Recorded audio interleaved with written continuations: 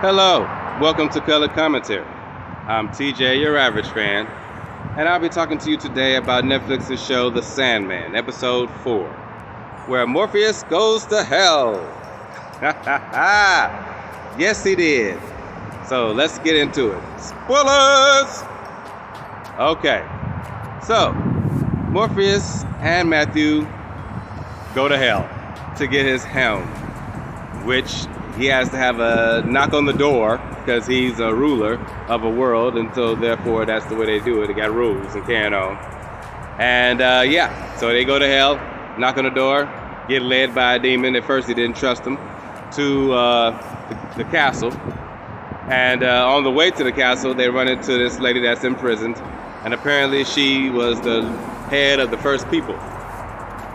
And Morpheus was in love with her, and then she denied him apparently, and so he sent her to hell. That sounds pretty mean, but he does make it to the castle.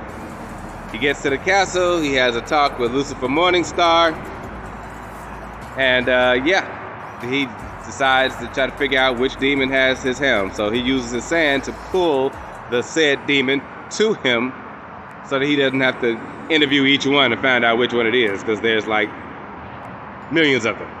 So the demon is like, no, I'm not giving up my helm. You're going to have to fight me for it. And so Morpheus says, sure, I'll fight you for it. And in the process of that, he's like, okay, who's gonna fight for you? Morpheus? Morpheus said, I'm going to fight for myself.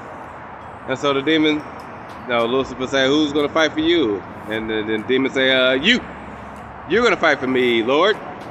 So Lucifer Morningstar and Morpheus are having a battle where they personify different things to one-up each other.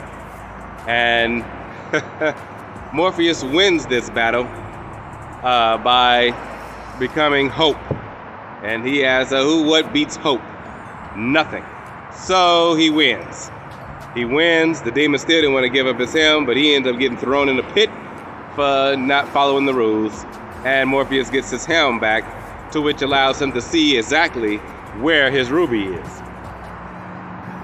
On the B side of that, because Lucifer is very pissed about having lost in the first place, so thinking that's going to come back to bite him in the butt.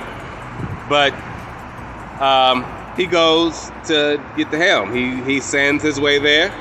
He sees it in a crate. He opens it, and he says something's been altered about the ruby when he picks it up, and it blasts him back. So now his ruby is rejecting him. Don't know what that's about, but it's not good. On the B side of that, as I was saying, John, who has escaped from the institution of psychiatric ward after his mother died, gets in a car with this lady who helps him, and she's going to take him there. And then he starts confessing all the stuff he done did, including arson and murder and stuff. And so she gets scared. Stops at a gas station, asks the attendant to call the police, to which he does, but he also pulls a gun on the man, telling him to leave the lady alone, and then, of course, the attendant ends up dead. So the lady is terrified, but she does take him to the warehouse where the ruby is stored.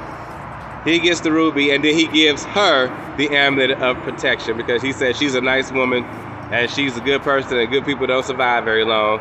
So he gave it to her so she could never get hurt, which I thought was kind of nice. He's not completely insane, but he is insane. He talking about reshaping the world with the amulet to make humanity better. And that was pretty much the gist of this episode. It's a beautifully made show, I gotta say. How they envisioned hell was pretty damn cool.